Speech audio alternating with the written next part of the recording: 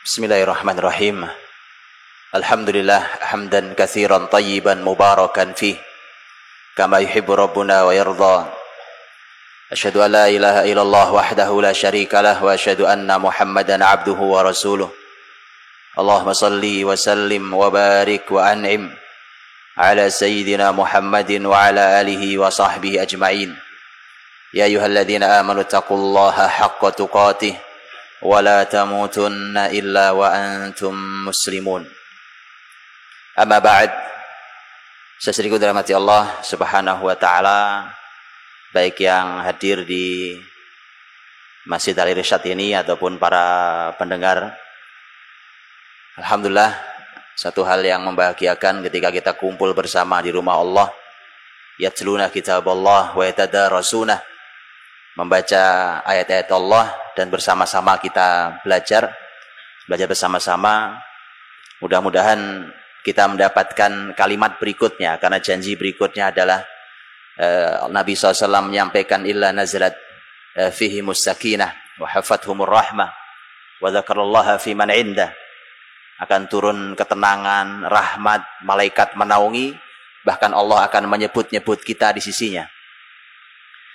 Hadirin dirahmati Allah Subhanahu wa taala, tema pembahasan kita hari ini adalah tentang Nabiullah Yusuf alaihissalam yang dituturkan lengkap berurut dari awal, dari kecil sampai akhir, sampai berakhir, bahkan hampir berakhirnya kehidupan Nabi Yusuf alaihissalam. Jadi ini adalah kisah yang dituturkan, totalnya ada 111 ayat, dan itu menuturkan tentang kisah satu orang manusia yang sangat mulia. Tentu waktu kita sangat tidak cukup untuk bicara tentang kebesaran surat ini dengan seluruh pelajaran yang sangat amat bermanfaat bagi kita semuanya. Sebelum saya memasuki ayat-ayatnya, kita akan selami bersama-sama mengambil mutiara hikmahnya. Akhir surat Yusuf,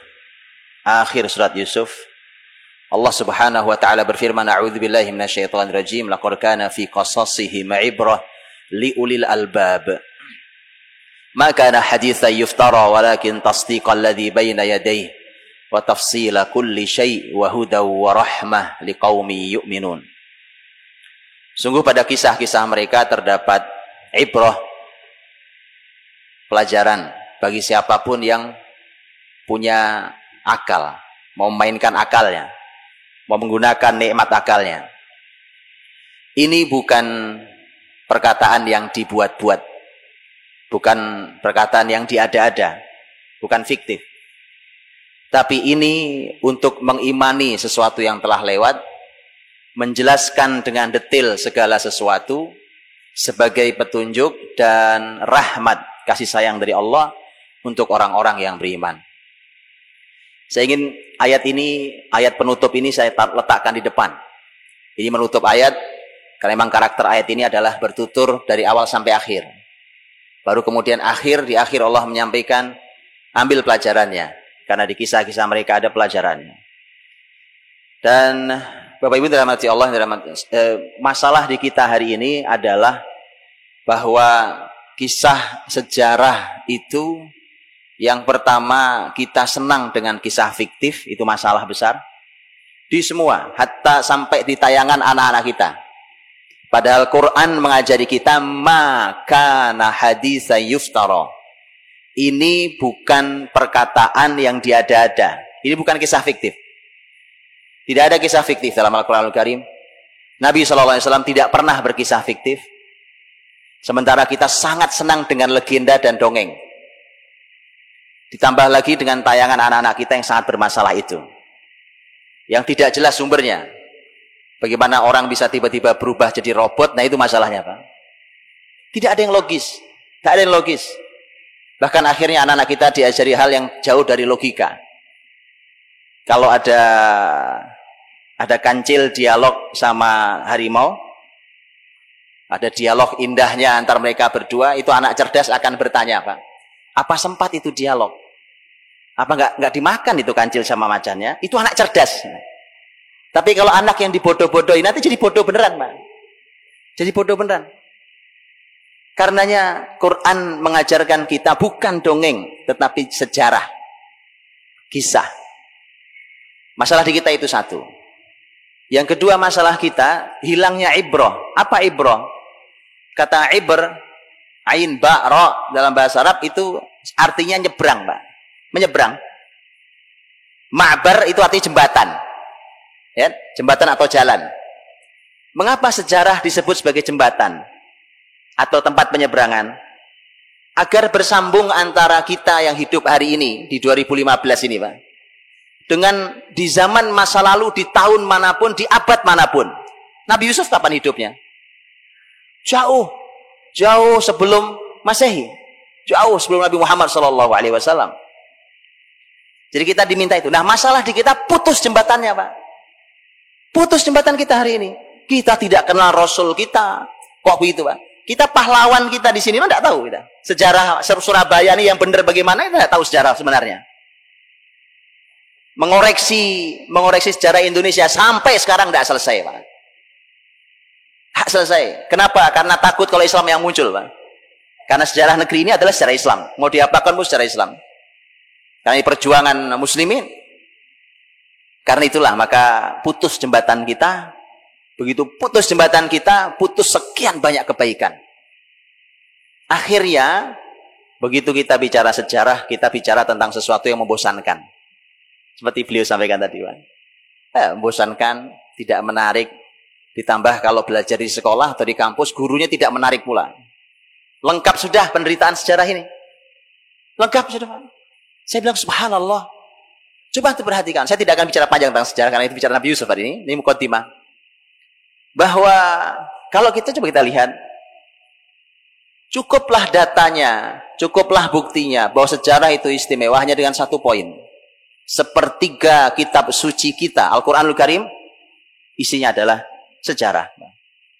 Sepertiganya adalah sejarah.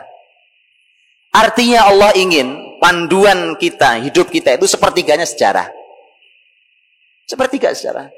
Yang pernah membangun generasi luar biasa. 1000 tahun lebih, ini peradaban terpanjang yang pernah ada dimiliki oleh satu bangsa, satu agama.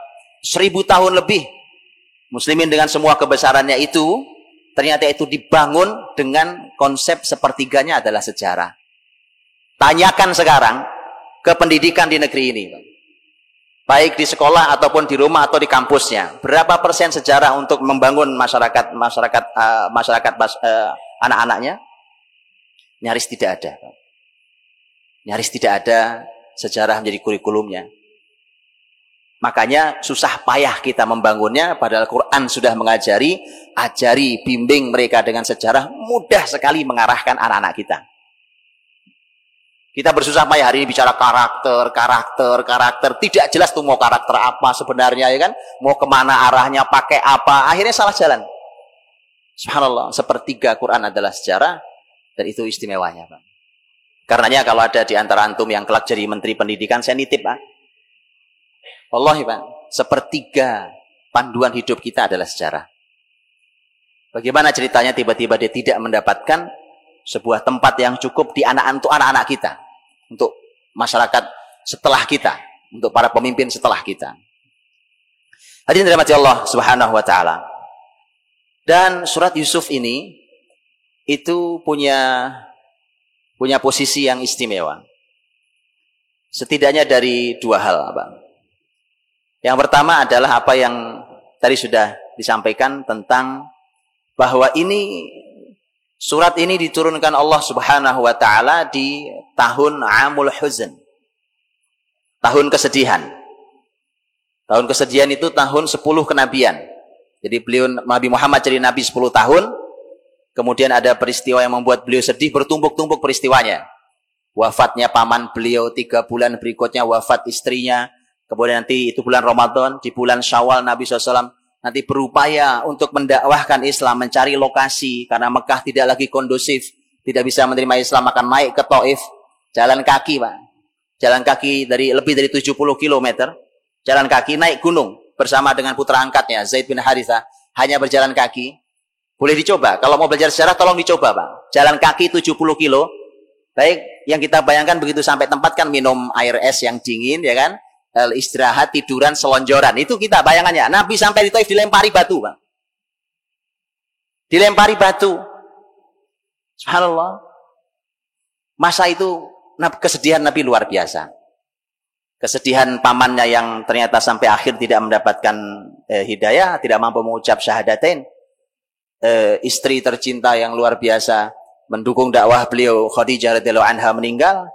Nabi berdakwah di masyarakatnya, dilempari sampai Allah melihat nabinya perlu untuk ditawari agar diazab masyarakat Taif. Tapi kelapangan hati Nabi sallallahu alaihi wasallam telah teruji. Inilah orang yang lapang. Nabi teladan kita itu orang yang lapang, Pak. Jadi kalau ada orang hatinya sempit, susah memaafkan, itu memang bukan umat Muhammad SAW. Umat Nabi Muhammad itu umat yang sangat lapang hatinya. Kalau bicara pemaafan, tanya Rasul SAW. Bayangkan, Pak. Sudah jauh-jauh jalan dilempari. Malaikat 2 datang menawarkan, aku timpakan gunung sesuai dengan perintah Allah Subhanahu wa taala, kalau kau izinkan Muhammad. Kata Nabi tidak. La. Kata Nabi Muhammad SAW, innahum qaumul la ya'lamun wa arju an yakhruja min aslabihim man ya'budullaha wahdah. Kata Nabi tidak. Mereka umat yang tidak tahu. Kalau tahu saya tidak begini. Kalau saya tahu saya Nabi, mereka tidak perlakukan saya dengan cara ini. Mereka tidak tahu. Justru saya berharap kelak lahir dari tulang sulbi mereka generasi yang beribadah pada Allah Subhanahu wa taala. Nabi tidak pernah patah harapan, Pak. Bapak ibunya tidak bisa diajari, anaknya diculik, Pak. Dalam tanda kutip diculik, ya. Anaknya diambil diajari Islam. Dan benar, Taif itu baru masuk Islam kurang lebih 12 tahun pasca peristiwa ini.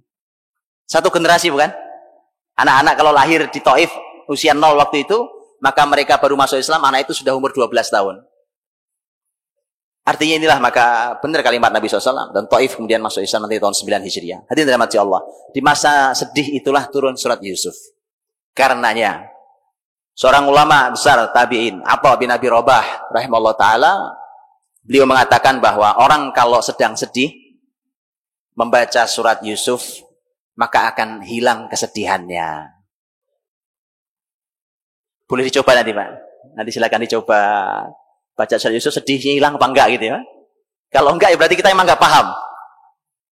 Karena saya seorang ahli tafsir, Atha bin Abi Rabah mengatakan itu. Baik, Bapak Ibu dirahmati Allah Subhanahu wa taala.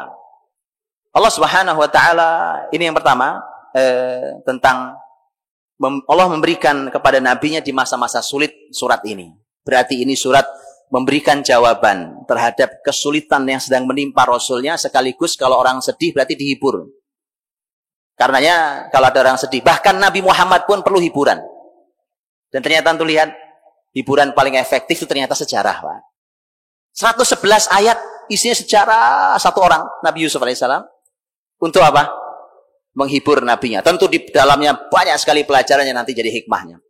Yang kedua, mengapa surat ini menjadi istimewa adalah bahwa Nabi Muhammad SAW di sepanjang hidup beliau, dalam sejarah beliau itu, beliau sangat banyak mengambil kesan yang luar biasa terhadap kisah ini, mengambil pelajaran dari surat Yusuf, bahkan menjadikannya sebagai kebijakan. Itu otomatis karena ini ayat untuk kebijakan-kebijakan penting. Saya berikan contoh. Pak. Nabi SAW ketika beliau sakit beliau menjelang meninggal itu, kan Nabi SAW berkata pada istri beliau, Mur Aba Bakar falia umman nas, tolong perintahkan Abu Bakar untuk menggantikan saya mengimami masyarakat. Nabi sudah tidak kuat keluar dari rumahnya karena sakit. Tapi waktu itu putrinya Abu Bakar radhiyallahu anha, yaitu istri Nabi Aisyah radhiyallahu anha, menyampaikan, Abu Bakar jangan jadi imam ya Rasulullah. Karena ayah saya itu kalau jadi imam tuh, Pak, itu Al-Fatihah susah selesainya, karena beliau itu orangnya mudah sekali menangisnya. Kemudian Nabi SAW mengatakan, Inna kunna sawahibu Yusuf. Kata Nabi, kalian ini kayak saudara-saudaranya Yusuf aja kerjaannya. Udah, segera perintah saja. Ya, Nabi mengatakan, kamu ini kayak saudara-saudaranya Yusuf aja. Dalam hal yang lebih penting dari itu, lebih besar daripada itu adalah ketika Rasulullah Shallallahu Alaihi Wasallam diberikan anugerah Allah Subhanahu Wa Taala fatham mubina, inna fatahna laka fatham mubina. Kemenangan besar Nabi SAW adalah Fathu Makkah tahun 8 Hijriah, ketika Nabi SAW berhasil membuka Mekah, membersihkan dari kemusyrikan masyarakat yang mendapat hidayah. Begitu mendapatkan hidayah, antum sudah bisa bayangkan peristiwanya, bisa digambarkan, silakan dibayangkan. Beberapa pembesar yang masih hidup, orang-orang Quraisy yang dulu menyakiti Nabi SAW, yang dulu menghina Nabi SAW, bahkan ada yang hampir berniat membunuh Nabi SAW. Itu ternyata ketika Nabi sudah menguasai Mekah, terbayang oleh antum betapa gemetarannya mereka.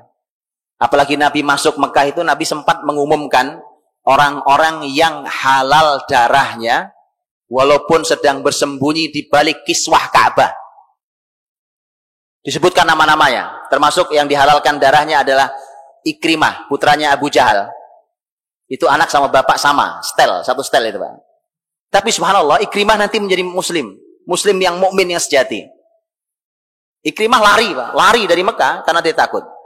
Yang jelas, bayangkan betapa ketakutannya para pembesar Quraisy saat itu. Orang-orang yang dulu jahatnya luar biasa. Sudah ketakutan seperti itu, mereka sudah tidak punya kekuatan melawan. Dikumpulkan di samping Ka'bah. Nabi naik ke pintu Ka'bah. Bisa dibayangkan naik pintu Ka'bah. Pintu Ka'bah Nabi naik ke atasnya, di depannya pembesar-pembesar yang kumpul sedang gemetaran. Nabi SAW lihat cara bertanyanya, tambah membuat gemetaran. Mata dhunnun an yuf'ala bikum. Menurut kalian mau saya apakan kalian? Orang sudah gemetaran digitukan, atau bayangkan itu. Itu bagus tidak buang air kecil di tempat itu, Pak. Mata dhunnun an yuf'ala bikum. Akhirnya mereka ya tidak punya kalimat kecuali akhun karim, ibnu akhin karim. Engkau kan saudara kami yang baik. Kamu juga anaknya saudara kami yang baik. Orang kalah itu, Pak. Itu bahasa orang kalah ya. Dulu sombongnya luar biasa. Lihat kalimat Rasul SAW. Al-yaum aqul kama qala Yusuf li akhwati. Hari ini aku mau berkata seperti Yusuf berkata pada saudara-saudaranya. Ya Pak, betapa surat Yusuf menjadi kesan yang luar biasa dalam kehidupan Nabi SAW. Ketika Nabi kan pertanyaannya, mau saya apakan kalian? Apa yang dikatakan Yusuf pada saudaranya di akhir kisah yang tadi dibacakan dengan menyentuh hati oleh ananda kita, oleh Muhammad, betapa luar biasa.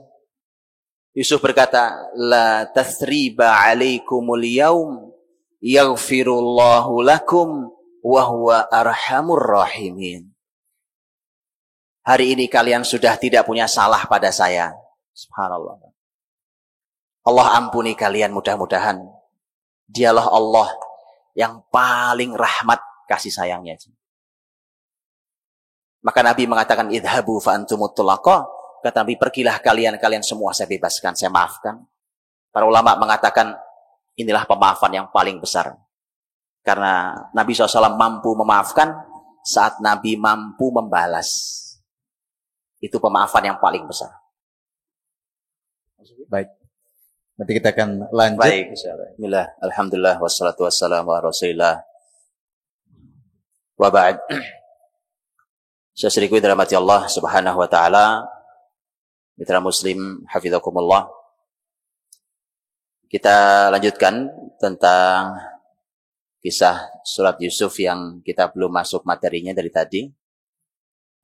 Kita akan bacakan ayatnya dan kita akan ambil beberapa poinnya yang mudah-mudahan manfaat untuk kita semuanya. Allah Subhanahu wa taala membuka surat Yusuf dengan firman-Nya, a'udzubillahi minasyaitonirrajim. Bismillahirrahmanirrahim. Alif lam ra. Tilka ayatul kitabil mubin. Dan setelah pembukaan ini, maka Allah Subhanahu wa taala menyampaikan kepada kita tentang inna anzalnahu qur'anan arabiyyan la'allakum ta'qilun. Imam Ibnu Katsir punya perkataan penjelasan yang baik tentang ayat ini, luar biasa. Ketika beliau menyampaikan mengapa Quran harus berbahasa Arab? Kenapa Quran harus berbahasa Arab? Dan itulah mengapa pasti kita akan ada habisnya. Bahasa kita gampangnya kita akan mentok habis kalau tidak bisa berbahasa Arab. Itu sudah pasti. Karenanya Allah menyampaikan inna anzalnahu Qur'anan Arabiyya la'allakum ta'qilun, mudah-mudahan kalian berakal. Makanya jadi pertanyaan, memangnya kalau tidak berbahasa Arab terus akal kita tidak ada begitu? Dijawab dengan sangat baik oleh Imam Ibnu Katsir dalam tafsir, silahkan dibuka nanti. Bukan itu bahasan kita, tapi artinya bahwa Allah menyampaikan tentang Quran yang berbahasa Arab ini. Nahnu naqussu 'alaika ahsanal qasasi bima auhayna ilaika hadzal Qur'an. Tadi saya sudah katakan bahwa Allah menyebut Al-Quran ini adalah kisah-kisah pilihan ahsanal qasas, kisah-kisah terbaik. Karena ayat ini ada dalam surat Yusuf, maka kemudian dia memberikan sebuah sentuhan yang secara sangat khusus untuk kisah dalam surat Yusuf. Ini juga saya tidak berpanjang kalam di bab ini, tetapi saya cuma ingin memberikan satu inspirasi bahwa Bapak Ibu, teman-teman yang punya kemampuan meneliti, menggali, silahkan Pak, gali kisah-kisah dalam Quran dan buktikan dengan kata ahsanal qasas, bahwa dia kisah terbaik. Saya kasih contoh, saya berikan contoh. Saya dulu pernah berbincang dengan teman saya yang kuliahnya jurusan penyutradaraan film. Kalau orang film itu kan dia pasti akan bertutur, namanya orang film, apalagi dia sutradara, pasti dia akan mengawal penuturan yang sangat menarik. Saya katakan ke beliau, antum kan punya ilmu di bab itu, ujilah kisah Quran, terutama kisah surat Yusuf, dari sisi ilmu Anda itu. Dan Anda akan sampai pada kesimpulan bahwa memang ini adalah ahsanal qasas. Kisah terbaik dari semua sudut, bukan cuma isinya. Sampai cara penuturannya, pilihannya, kalimatnya, klimaks kisah yang disampaikan, dan seterusnya. Dan itu perlu keahlian banyak orang, bukan hanya di dalam penuturan. Ini juga luar biasa. Barokah luar biasa kita gali ilmu Al-Quran ini. Barulah kemudian Allah Subhanahu wa Ta'ala memulai kisah Yusuf, justru dimulai dengan kisah mimpi. Kita semua tahu itu. Idh qala Yusufu li abi, ya abati inni ra'aitu ahada asyara kawkaban wasyamsa wal qamara ra'aituhum li sajidin. Ketika Yusuf berkata kepada ayahnya, ayahanda, saya bermimpi melihat ada 11 bintang, matahari dan bulan, semuanya bersujud pada saya. Ini, Bapak Ibu dirahmati Allah, kisah Yusuf itu ternyata bermula dari mimpi. Kebesarannya Yusuf berasal juga dari mimpi, berakhir juga dengan memujinya Yusuf bahwa ini adalah hasil dari mimpi saya waktu kecil dulu. Artinya, anda lihat ini Pak, sepanjang hidup orang mulia, orang besar nih, karena Yusuf alaihissalam itu punya nasab luar biasa, sampai Nabi menyebutnya, Nabi Muhammad SAW menyebut Yusuf alaihissalam dengan sebutan Karim, Ibn Karim. Ibn Karim, Ibn Karim. Ini orang mulia, Karim, orang mulia. Bapaknya orang mulia, siapa? Nabi Ya'qub. Bapaknya orang mulia, siapa? Nabi Ishaq. Bapaknya orang mulia, Nabi Ibrahim alaihissalam. Ini orang tidak sembarang, Yusuf alaihissalam. Karena itulah maka ini kisah besar. Ternyata kisah sebesar Yusuf alaihissalam itu ternyata bermula dari mimpi, Pak. Dan subhanallah, Islam ini punya aturan syariat tentang mimpi. Cuma memang kita nyaris tidak pernah mendapatkan pelajarannya, betul ya? Nyaris kita tidak pernah mendapatkan kajian ustadz di masjid manapun tentang mimpi. Padahal kalau Bapak Ibu, bukan cuma zaman dahulu, zaman hari ini di negara-negara Timur Tengah itu mereka ada pakar-pakar mimpi, Pak. Tapi bukan dukun kayak di Indonesia. Kalau di sini dukun, Pak. Nanya orang, apalagi kalau lewat SMS itu. Ketik reks pasti mimpi, nah itu jelas dukun. Dijamin kalau itu Pak. Itu orang main-main dan bahaya. Padahal dalam Islam punya syariat tentang mimpi itu. Tentu juga, Masya Allah, silahkan dipelajari ya. Kita tidak cukup waktu untuk itu. Saya cuma kasih mukaddimah ringan. Mimpi itu saya cuma kasih 2 hadis Nabi SAW, Pak. Nabi SAW mengatakan, mimpi itu ada 3 jenis. Ini yang pertama, 3 jenis. Mimpi itu 3 jenis, Pak. Nanti silahkan kalau mimpi nanti malam silahkan ya. Dianalisa mimpinya. Ini syariat ini. Ini syariat. Yang pertama kata Nabi SAW, mimpi itu disebut sebagai mimpi yang dia mimpi yang tidak, yang disebut dengan hadithun nafs. Hadithun nafs, ar-rajul yukallimu nafsah. Hadithun nafs itu artinya cuma keinginan jiwa, Pak. Keinginan jiwa, umpamanya begini, dari tadi siang kok Anda karena panas sekali Surabaya ini, kemudian pengen minum es, Pak. Nggak keturutan. Malam mimpi minum es, itu cuma pengen, kalau itu tuh nggak ada tawilnya. Atau Anda pengen sekali jadi pejabat, terus tiba-tiba mimpi jadi pejabat, itu nggak ada artinya juga. Karena memang Anda pengen banget itu jadi pejabat, ya. Itu hadithun nafs, cuma ungkapan jiwa orang yang terpendam, terbawa dalam mimpi. Yang kedua yang juga tidak ada artinya adalah mimpi yang menyedihkan dan menakutkan. Itu mimpi dari setan. Karena setan itu sampai anak cucu Adam tidur saja itu diganggu, Bang. Jadi mimpi itu tidak, mimpi yang dari setan itu pasti menyedihkan. Jadi kalau Anda mimpi sedih, begitu bangun kok sedih, atau takut, khawatir, takut, itu dari setan, itu tidak ada artinya. Tidak ada artinya. Bahkan Nabi mengatakan, lam tadurruhu syai'. Mimpi itu tidak akan membahayakan Anda sama sekali, asal, ada asalnya. Asal Anda melakukan apa yang diajarkan Nabi. Mimpi itu kalau buruk, Nabi memberikan panduan. Umpamanya kalau Anda terbangun malam hari karena ketakutan, karena gara-gara mimpi, maka Nabi meminta agar kita mengucap ta'awudz, a'udzubillahi minasyaitonirrajim. Kemudian kita diminta untuk meniup ke kiri 3 kali. Yanfuthu an yasarihi thalathan. Jadi meniup 3 kali. Kalau tidak cukup itu juga Nabi minta agar ganti posisi tidurnya. Tidak cukup juga kata Nabi bangun sholat 2 rakaat. Ini semua petunjuk Nabi SAW. Dan satu lagi, jangan ceritakan mimpi itu pada siapapun. Ini salahnya kita, Pak. Kalau mimpi dinaikkan statusnya. Ini fatal nih gara-gara kita tidak paham mimpi. Bahaya. Nabi sudah bilang jangan ceritakan pada siapapun mimpi buruk. Itu tidak ada artinya. Yang ketiga. Nah, ini yang ketiga nih. Yang ketiga ini mimpi yang baik. Bukan ungkapan jiwa, bukan menyedihkan dan menakutkan, mimpi yang baik. Yang ini ada artinya. Ini yang oleh Nabi disebut. Kata Nabi SAW, lam yabqa minan nubuwah illal mubasyirat. Tidak ada yang tersisa dari kenabian ini. Begitu Rasul wafat kan sudah tidak ada kenabian lagi. Tidak ada yang tersisa kecuali al-mubasyirat. Mubasyirat artinya kabar gembira. Qalu wamal mubasyirat ya Rasulullah. Para sahabat bertanya, apa itu mubasyirat ya Rasulullah? Apa itu kabar gembira itu? Nabi mengatakan mimpinya orang beriman. Ar-ru'ya as-salihah, mimpi yang baik. Mimpi yang baik. Itu satu. Dan yang kedua ingin saya sampaikan, Bapak Ibu rahmati Allah, Nabi SAW bersabda dalam hadis yang sahih, bahkan diriwayatkan dalam Sahih Bukhari Muslim. Nabi mengatakan bahwa idza iqtarabaz zaman fala yakadu ru'yal mu'min yakdzib. Kalau zaman sudah makin dekat dengan kiamat, maka mimpi orang beriman nyaris tidak pernah salah. Lihat, ini kalau ada orang, Masya Allah, orang beriman Bapak Ibu ini bermimpi, mimpi Anda tidak salah, Pak. Ini kalau mimpi yang baik tadi. Sayangnya di kita tidak ada yang ahli dalam bab ini.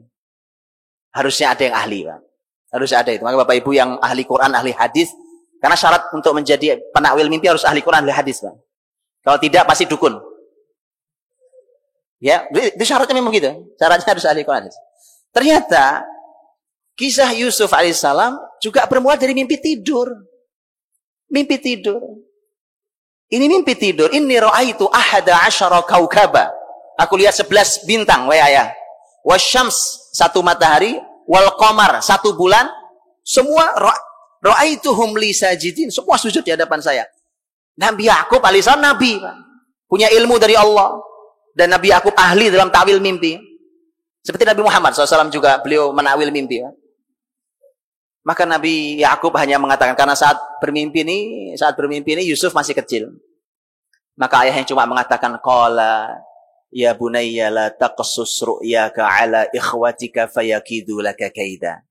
Nak, jangan kau ceritakan mimpimu pada saudara-saudaramu ya. Ini pakai juga pelajaran, Pak. Mimpi yang baik itu juga tidak boleh diumbar.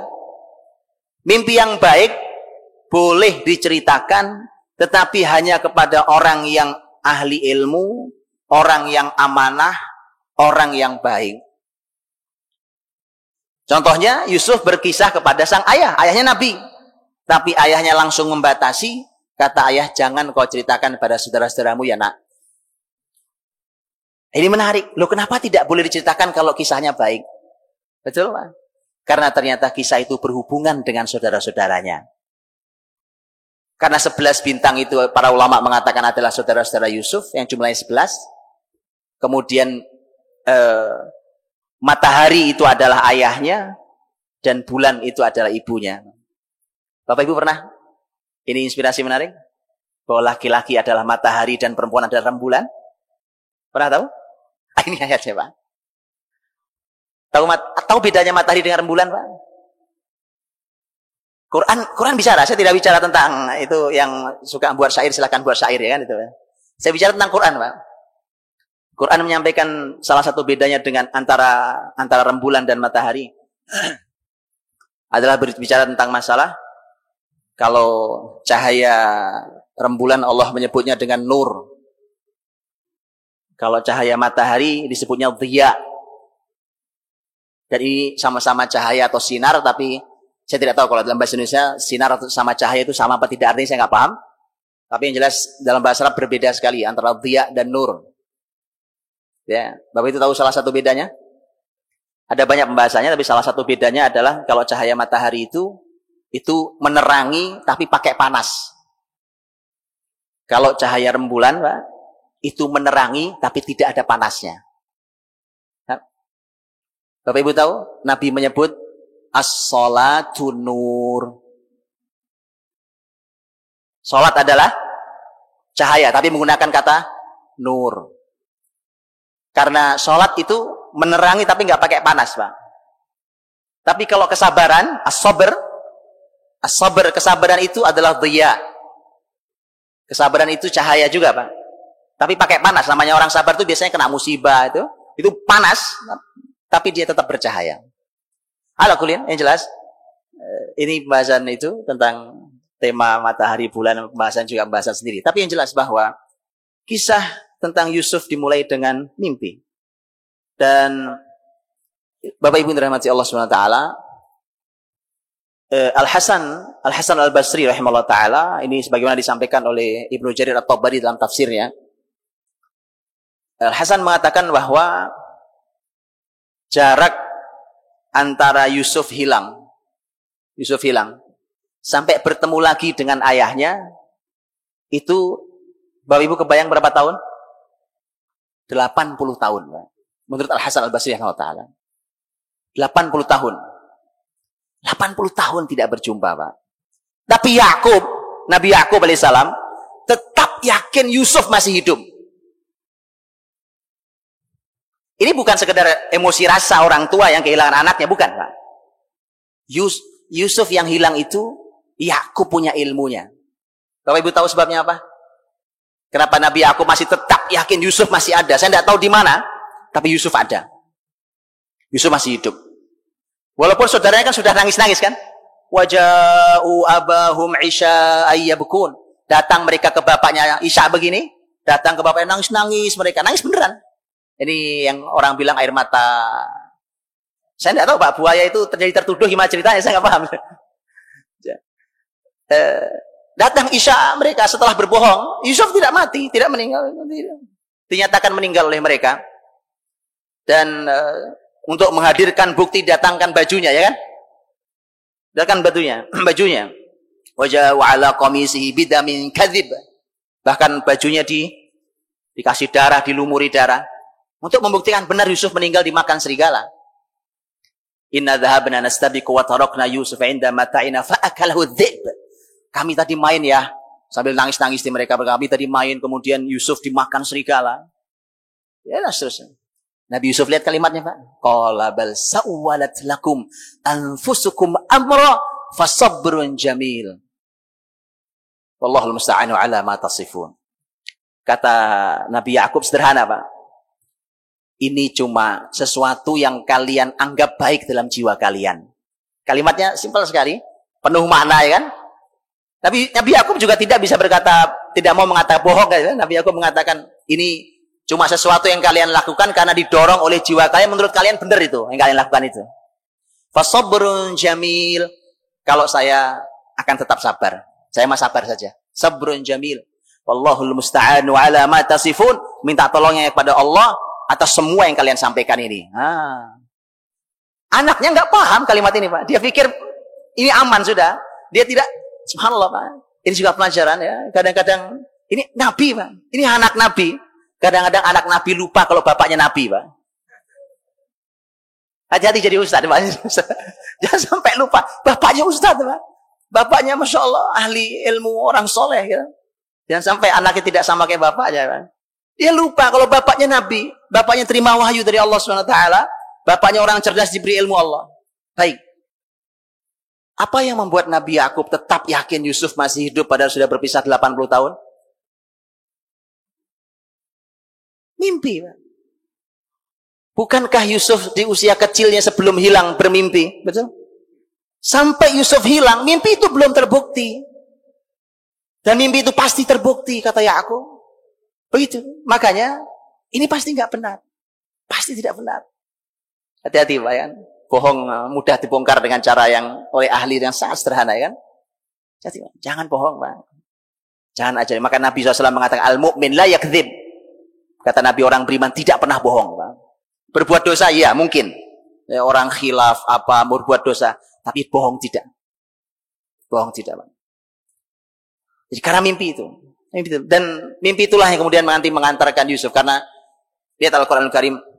Ketika Quran mengatakan ketika Yusuf diambil, dibeli. Wa qala alladhi ishtarahu min misri imra'atihi akrimi mathwah. Ketika Yusuf ditemu itu kan dibeli sama Aziz Misr. Aziz Misr. Nanti di sini ada beberapa kalimat, Pak. Ada Aziz, ada Malik. Ini beda. Kalau Aziz itu salah satu penguasa, kalau Malik itu raja Mesir. Ini salah satu penguasa Mesir. Disebutkan dalam tafsir Aziz ini posisinya adalah memang bagian ke ekonomi, Pak. Jadi ini memang kurang lebih menteri ekonomi lah, Pak. Kurang lebih, Pak. Ini raja, ada Malik raja. Ini juga dahsyat, Pak. Sebelum saya lanjutkan kisah, mumpung saya ingat kata Malik, Pak. Ini mukjizat Quran. Dan bukti bahwa Quran ini cara menggali kisahnya Bapak Ibu tidak sama dengan buku sejarah. Kalau buku sejarah itu kalimatnya yang nyusun ahli sejarah. Baik, dan tidak mukjizat kalimatnya. Kalau Quran itu mukjizat kalimatnya.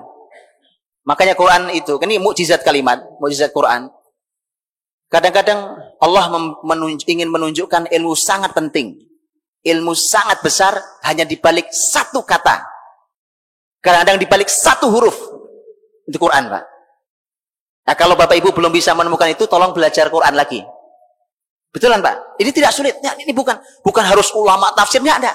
Ini Muslim semua bisa. Muslim semua bisa asal mau belajar Qurannya. Bisa, Pak. Saya kasih contoh. Di Quran, di surat Yusuf ini, Allah Subhanahu wa Ta'ala berfirman tentang kata raja. Wa qala al-malik. Al-malik artinya raja. Inni ara sab'a baqaratin simani yakuluhunna sab'un ijafu wa sab'a sumbulatin khudri wa ukhra yabisat. Kisah mimpinya. Di raja menceritakan mimpinya, aku melihat mimpi begini-begini. Oke. Para ulama membahas. Mengapa Al-Quran menyebutnya dengan sebutan Al-Malik, raja? Bukankah yang sedang dibicarakan adalah penguasa Mesir? Betul ya? Kalau penguasa tertinggi Mesir, apa nama gelarnya? Firaun. Firaun itu gelar. Kenapa di sini Malik?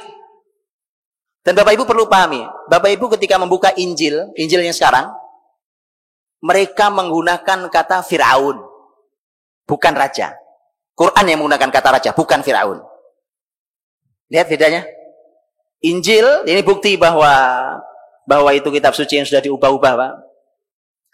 Injil menyebutnya Firaun. Zaman Musa disebut juga Fir'aun. Quran membedakan. Quran bicara tentang Musa, apa sebutannya? Fir'aun. Tapi bicara tentang Yusuf menyebutnya Raja Al-Malik. Para ulama membahas, Pak. Dan ternyata, ini mukjizat. Ternyata ilmu pengetahuan hari ini membuktikan bahwa Yusuf ada di zaman ketika bukan Fir'aun pemimpinnya. Fir'aun itu, Bapak Ibu rahmati Allah, itu agak belakangan mimpin Mesir dibandingkan raja. Jadi Mesir itu sempat mengalami masa yang mimpin bukan orang asli Mesir. Orang asli Mesir itu yang memimpin nanti baru dapat gelar Fir'aun. Tapi itu munculnya belakangan. Sebelum itu pemimpin-pemimpin Mesir, itu nama disebut, diungkap dalam sejarah namanya Hyksos. Hyksos itu arti sebenarnya, itu adalah para penggembala yang jadi raja. Dan itu dari masyarakat Amalikoh atau masyarakat Arab yang memimpin Mesir itu. Jadi bukan orang asli Kipti, bukan orang Egypt asli. Dan karena itulah maka Allah ingin menyampaikan kepada kita semuanya dengan satu kata, Al-Malik. Dengan satu kata, Al-Malik. Jadi kalau saya uraikan jadi begini, ini kalau bahasa saya. Lihat, dengan satu kata mukjizat Quran Al-Malik, kalau diuraikan jadi begini. Menunjukkan bahwa di zaman Yusuf berada di Mesir, penguasanya bukan asli orang Mesir, bahkan sebelum masa Fir'aun hadir, penguasanya disebut namanya Hyksos. Hyksos itu artinya penggembala, penggembala yang memimpin. Itu ada yang mengatakan dari masyarakat Amalikoh, ada yang mengatakan dari masyarakat Arab. Jadi panjang banget kan? Hanya dengan sebutan satu kata, Al-Malik. Ini Quran, Pak. Ini Quran. Dan beginilah khas Quran dalam menuturkan apa saja. Baik, itu Al-Malik ya. Kembali, bahwa ketika dibeli oleh Aziz, yang beli itu bukan raja, yang membeli adalah Aziz Misr. Aziz Misr, yang disebutkan bahwa dia adalah memang bagiannya adalah bagian ekonomi di Mesir saat itu, diamanahinya sebagai bagian ekonomi. Itu yang membeli Yusuf, yang nanti Yusuf digoda sama istrinya. Nah itu, digoda sama istrinya. Dan ternyata diambillah jadi anak. Di ayat itu Allah berfirman, wa kadzalika makkanna li Yusufa fil ard wa linu'allimahu min ta'wilil ahadits. Begitulah kami teguhkan, kami kokohkan posisi Yusuf di muka bumi, dan kami ajarkan kepadanya takwil mimpi. Balik mimpi lagi kan? Balik, ada dua kata, Pak. Yang pertama adalah untuk tamkin. Tamkin. Yusuf akan dibuat kokoh, orang besar, punya posisi besar, itu tamkin. Kuat sekali Yusuf. Padahal waktu dibeli ini posisinya masih budak. Lihat subhanallah. Allah sudah katakan, dia kelak jadi orang besar. Sekarang sih posisinya budak. Itu Bapak Ibu. Makanya orang itu tidak boleh hanya melihat apa yang terjadi hari ini. Ada orang susah, ada orang sengsara, ada orang anak nggak pinter, ada apa segala macam. Subhanallah, kita tidak hidup hari ini. Anak-anak yang biasa, yang tidak mampu, yang apa segala macam. Anda tidak pernah tahu apa takdir dia di kemudian hari. Dan kata tamkin itu, Bapak Ibu rahmati Allah, nanti kalimat kata yang sama Allah berikan kalau Bapak Ibu membuka kisah Dzulqarnain dalam surat Al-Kahfi. Ya?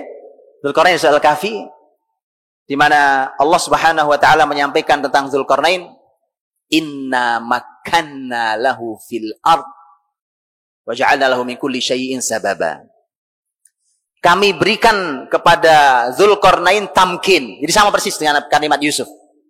Dan kami ajarkan kepada Dzulqarnain, kami berikan semua sebab. Semua sebab kami berikan. Artinya semua yang akan mengantarkan Dzulqarnain pada kebesarannya, Dzulqarnain semua punya. Yusuf alaihissalam, kalau dalam Yusuf, walinu'allimahu min ta'wilil ahadits. Kami ajarkan pada Yusuf takwil mimpi. Karena ternyata berawal dari takwil mimpilah Yusuf jadi tamkin. Jadi orang besar itu. Itu skill, Pak. Ya, itu keahlian. Keahlian. Dan kita semua tahu bagaimana mimpi Yusuf alaihissalam nanti bertemu dia di penjara. Faktornya dari penjara itu, Pak. Di penjara itu dan seterusnya sampai nanti sang raja bermimpi pas lihat takdir Allah SWT. Karenanya peganglah hadis ini hadis Nabi SAW, Pak. Ini pegang kuat hadis ini. I'malu fakullun muyassarun lima khuliqalah. Beramallah kalian. Yang penting orang itu beramal. Beramal itu kan berkarya, Pak. Melakukan kebaikan-kebaikan. Beramallah kalian. Semua akan dimudahkan menuju takdirnya. Tugas manusia adalah beramal, Pak. Masalah bahwa amal kebaikan. Ada orang bilang, itu mustahil lah, kamu tidak usah berhayal setinggi itu. Tidak ada itu. Tidak ada. Anda tidak tahu takdir saya. Betul? Kata Nabi, beramal. Nanti Allah mudahkan menuju takdirnya. Dan lihat, subhanallah, kisah Yusuf adalah kisah ketika Allah ingin menunjukkan. Dan Quran mengatakan jelas-jelas dalam surah Yusuf, Wallahu ghalibun ala amrih. Allah pasti akan melaksanakan urusannya. Karena ternyata Bapak Ibu, jadi pelajaran mahal adalah, bukankah kalau diikuti perjalanan Yusuf dalam surat Yusuf itu isinya menyakitkan semua, betul Pak? Semua menyakitkan, Pak. Saudaranya iri, diiriin saudara itu tidak enak, Pak. Ya Allah, saudara-saudaranya iri, kan? Sudah gitu ditipu sama saudaranya, diajak main ternyata dibuang ke sumur. Di sumur, ya Allah, di sumur, Pak. Alhamdulillah ada pedagang lewat, rombongan dagang lewat, diambil. Alhamdulillah ada harapan baik. Alhamdulillah diselamatkan orang. Kalau nggak bisa mati di dalam, diselamatkan orang. Dijual, Pak, jadi budak. Subhanallah, ya. Jadi masalah muncul masalah. Dari masalah datang masalah berikutnya. Yusuf alaihissalam. Begitu sampai budak, dijual, dibeli sama orang istana. Orang kaya raya, orang terhormat di Mesir. Alhamdulillah nyaman. Dijadikan anak. Coba. Jadikan anak. Nyaman bukan? Ternyata kena fitnah. Digodain istrinya. Coba. Gara-gara itu masuk penjara. Subhanallah. Semuanya pahit, Pak. Hidup Yusuf dari depan pahit. Tapi Bapak Ibu, kalau tidak ada yang pahit, Yusuf tidak sampai ke Mesir. Betul? Padahal kebesaran Yusuf di mana? Di Mesir. Ambillah ini sebagai pelajaran mahal hari ini. Orang kalau hidupnya susah, masalah. Datang masalah, belum selesai muncul masalah berikutnya. Harapan sedikit mulai muncul, datang masalah berikutnya. Kenapa tidak kita mencoba memahami kisah Yusuf? Karena tadi Atha bin Abi Rabah rahimahullah mengatakan, kalau Anda baca Yusuf dalam keadaan sedih, selesai baca surah Yusuf, Anda bahagia. Silakan itu, Pak. Ambil itu pelajarannya. Anggaplah semua kesulitan ini, semua masalah kita ini, harga yang harus kita bayar hari ini untuk kebesaran yang kita tidak tahu di mana kebesaran itu nantinya. Baik. Jadi hilang sedihnya kan? Alhamdulillah. Nggak apa-apa ya Allah. Aku tahu di balik ini ada kebesaranku. Gitu. Nggak apa ya Allah. Kalau memang ini bayarannya, ini harganya, aku bayar ya Allah. Bismillah ya kan, sabar. Karena Nabi aku mengatakan fasabrun jamil. Kasus kisah Yusuf, yang sedih bukan cuma Yusuf, Pak. Bapaknya sedih. Kita semua tahu sedihnya sampai buta. Wa biyaddat ainah. Sampai matanya buta. Dan ini menarik, Pak. Di kata wa biyaddat ainah, kata ibyad itu artinya sebenarnya putih, Pak. Bukan buta. Matanya bukan buta, matanya itu, tapi terjemahnya buta, memang buta. Ibyaddat itu mata jadi memutih. Karenanya, subhanallah, saya pernah baca penelitian, wallahu alam, saya pernah baca penelitian seorang profesor kimia dari Mesir, Profesor Dr. Abdul Basit As-Sayyid, seingat saya, Abdul Basit As-Sayyid. Beliau mengatakan bahwa ternyata memang kisah butanya Yakub alaihissalam itu menjadi inspirasi besar untuk beliau meneliti. Ternyata memang kuncinya mengapa sampai buta itu, dan oleh beliau katakan itu katarak, kata beliau, di katarak. itu berawal dari kesedihan yang luar biasa. Karena wabiyaddat aina minal huzni wa huwa kadhim. Huzn itu sedih, kadhim itu kesedihan campur marah itu Pak, yang dia tahan dalam dirinya. Jadi kesedihan itu kalau ditahan bertahun-tahun Pak, itu bisa buta matanya.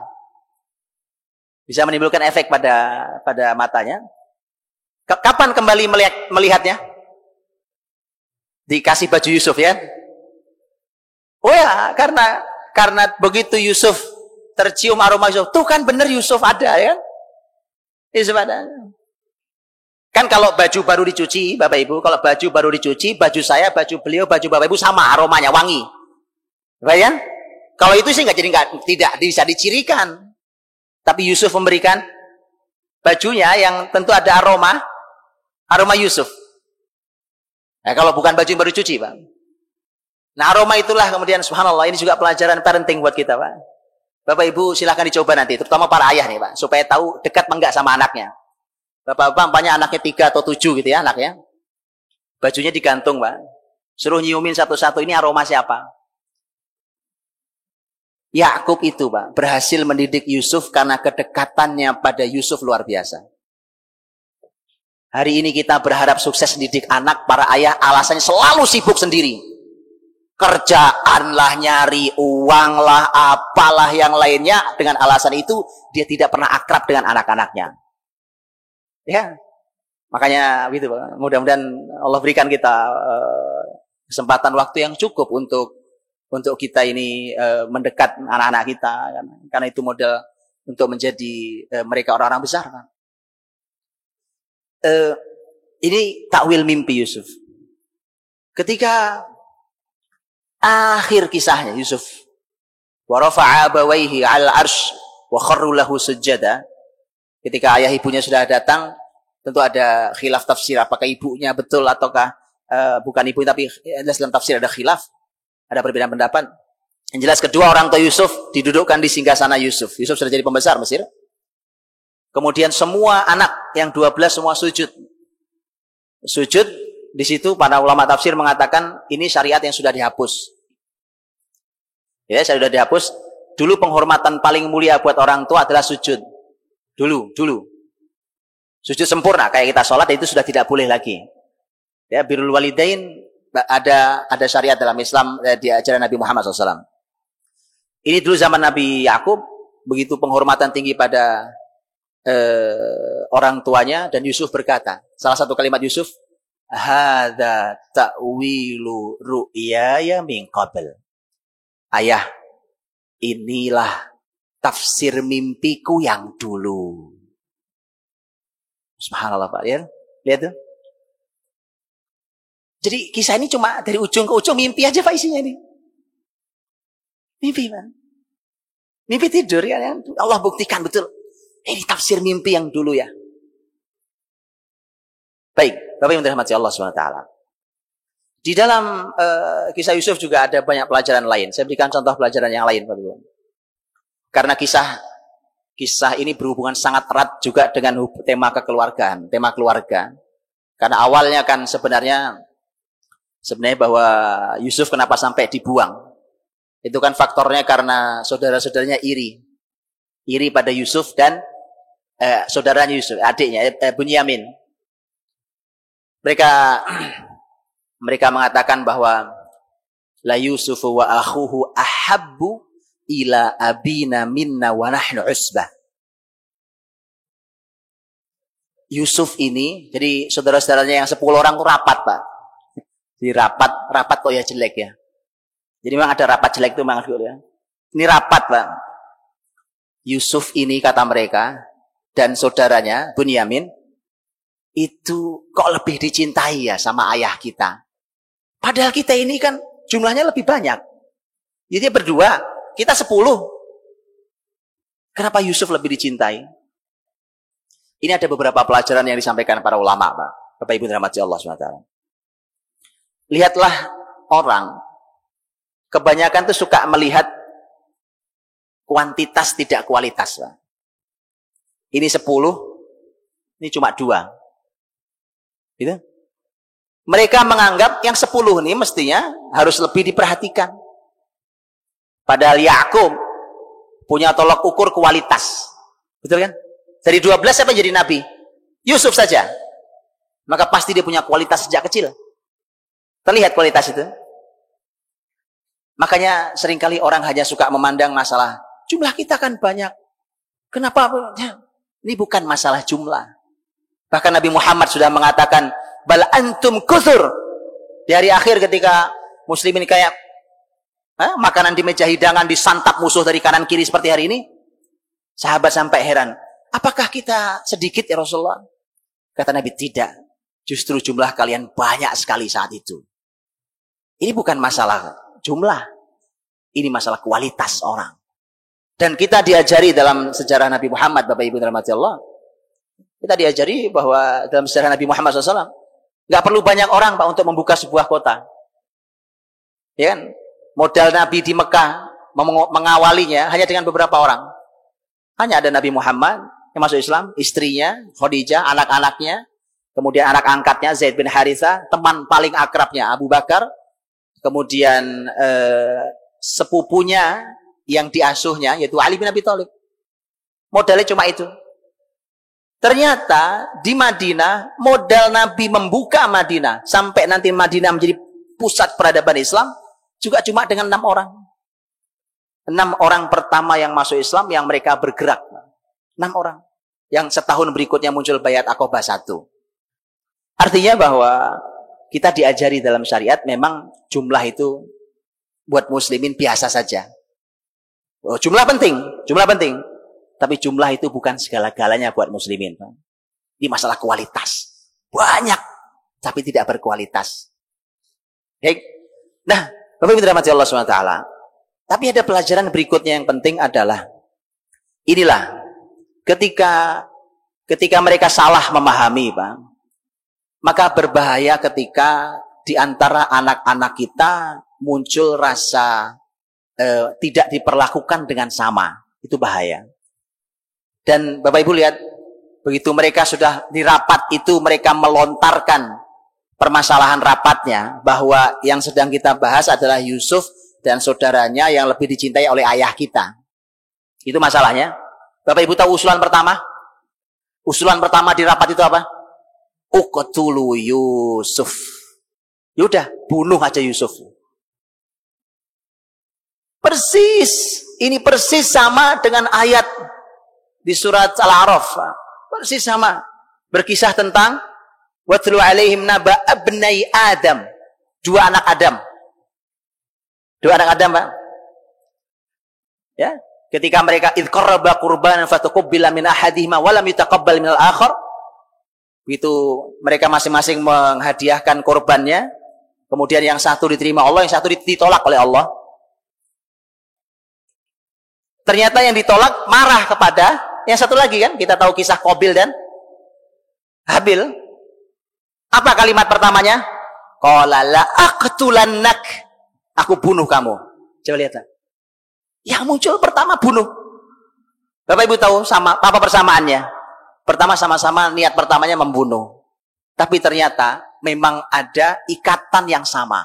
Sumber bersama. Mengapa saudara-saudara Yusuf ide pertamanya membunuh? Mengapa satu anaknya Adam alaihissalam juga idenya membunuh saudaranya? Karena sumber masalahnya sama, yaitu hasad, dengki. Imam Ibnu Qayyim rahimahullah ta'ala, sampai beliau mengatakan begini, dengki itu, hasad itu adalah dosa pertama di langit dan dosa pertama di bumi. Apa di langit, Pak? Oh, di langit ada dosa. Hah? Iblis. Dia dengki. Saya suruh sujud pada Adam. Ana khairum min, khalaqtani min nar wa khalaqtahu min tin. Kata iblis, aku lebih mulia daripada Adam. Adam ya Allah kau ciptakan dari aku kau ciptakan dari api, Adam kau ciptakan dari tanah. Enggak tahu logika iblis dari mana. Kalau api lebih baik daripada tanah itu saya juga enggak tahu. Tapi yang jelas logika dipakai aja logikanya, kan? Hasad, dengki. Dan di bumi adalah kisah anak Adam alaihissalam. Bapak Ibu terima. Jadi itu makanya menjadi pembahasan yang juga harus diperhatikan, karenanya Nabi Muhammad SAW ketika beliau diminta untuk bersaksi, ada orang tua yang memberi hibah kepada salah satu anaknya, Nabi diminta jadi saksi. Nabi nanya, apa semua anakmu kau beri hibah yang sama? Dia bilang tidak ya Rasulullah. Maka Rasul menjawab, apakah kamu mau aku bersaksi pada kemaksiatan? Ini nggak benar. Perlakukan anak yang sama. Walau hati kita ini bukan punya kita, Pak. Kadang-kadang kita lebih cinta pada yang salah satunya. Tapi perlakuan fisik harus sama. Harus sama. Dan karena Nabi mengatakan itu. Dan ujungnya Nabi mengatakan, bukankah kamu ingin kelak mereka sama dalam bakti mereka padamu? Betul kan, Pak? Kalau kita punya anak 5, kan kita pengen semuanya bakti sama baktinya, betul? Makanya perlakukan mereka yang sama. Ini pelajaran mahal tentang parenting, Pak. Nah, Bapak Ibu dirahmati Allah.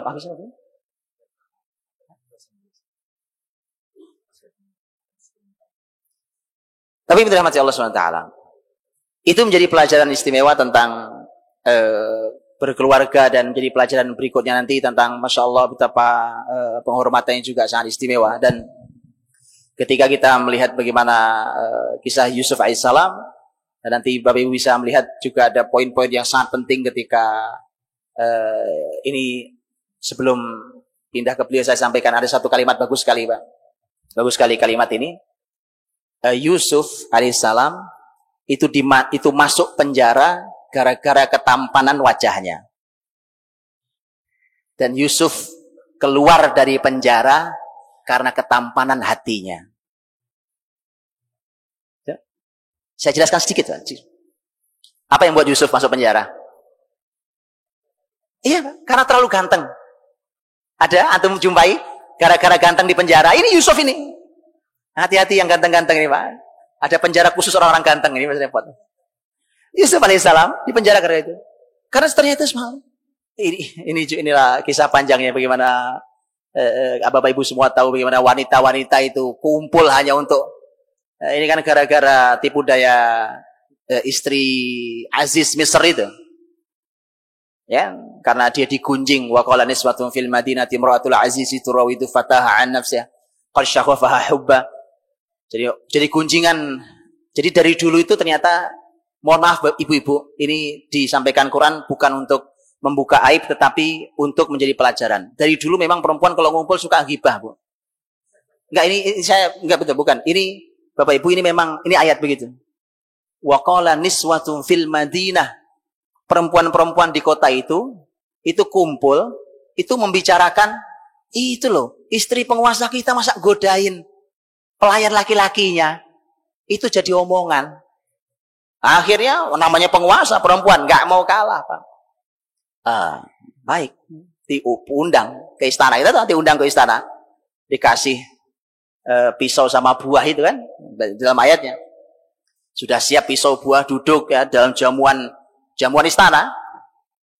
Sang wanita berkata, wa qalati khruj alaihin. Yusuf keluar. Yusuf keluar, Pak, jalan. Kebayang, Pak? Kalau perempuan duduk di kanan kiri gitu, kira-kira kayak catwalk, Pak, jalan. Oh iya, dah, jalan itu apa? Ukhruj alaihin. Yusuf keluar. Yusuf keluar. Itu Yusuf keluar. Falamma ra'ainahu akbarnahu wa qatta'na aydiyahunna wa qulna hasya lillah ma hadza basyara in hadza illa malakun karim. Wanita-wanita itu begitu melihat Yusuf semua terkagum-kagum, ya kan? Kemudian setelah itu mereka mengatakan, ini sih bukan manusia. Ini malaikat, ini tampan begini. Bapak Ibu tahu apa tujuan perempuan tadi itu, penguasa Mesir menghadirkan itu? Mereka ngirisi tangannya sampai gak kerasa itu kan. Jadi kalau Bapak Ibu merasa ganteng, belum ganteng, Pak, kalau belum jadi obat bius. Loh itu ngiris sampai gak kerasa loh, Pak. Itu bius paling dahsyat itu, Pak. Ganteng, tampan sampai jadi itu. Makanya Nabi Muhammad mengatakan bahwa Yusuf syatral husn. Yusuf diberi separuh ketampanan itu kan. Yusuf alaihissalam. Dan ternyata memang ketika itulah maka sebenarnya perempuan itu ingin mengatakan begini pada perempuan lain. Ini perempuan-perempuan yang tadi ngirisi tangannya, dia cuma ingin berkata, kalian baru lihat sekali sudah ngirisi tangan. Aku loh tiap hari lihat dia. Betulan Pak, ini jadi sampai jadi siksaan tersendiri ketampanannya. Baik, dan itu ternyata itulah yang menyebabkan nanti Yusuf, karena akhirnya perempuan itu mendeklarasikan, sudah nggak ada malunya, mendeklarasikan bahwa saya akan penjara dia kalau dia tidak turuti kemauan saya. Udah terlanjur, Pak, udah terlanjur. Ya. Maka Yusuf berdoa, qala rabbis sijnu ahabbu ilayya mimma yad'unani ilaih. Ya Allah, penjara lebih aku cintai, lebih aku sukai daripada ajakan mereka. Subhanallah. Ya. Makanya Yusuf masuk penjara gara-gara ketampanan wajahnya. Tapi dia keluar dari penjara gara-gara ketampanan hatinya. Karena berawal dari obrolan dia dengan dua orang pemuda yang di penjara itu kan. Yang nanya tentang mimpinya dua-duanya. Yang satu pemberi minum raja, yang satu pemberi makan raja. Kisahnya panjang tapi jelas. Dan itulah nanti yang menyebabkan sang raja tahu di penjara ternyata ada orang namanya Yusuf, ahli dalam takwil mimpi. Itu ilmu dia. Ilmu dia. Dan dua orang bertanya pada Yusuf itu bermula dari inna naraka minal muhsinin. Kami melihatmu, wahai Yusuf, itu orang baik-baik. Orang baik, hati yang baik. Dan karena itulah Yusuf dikeluarkan oleh Allah Subhanahu wa taala dari penjaranya. Wallahu a'lam bishawab.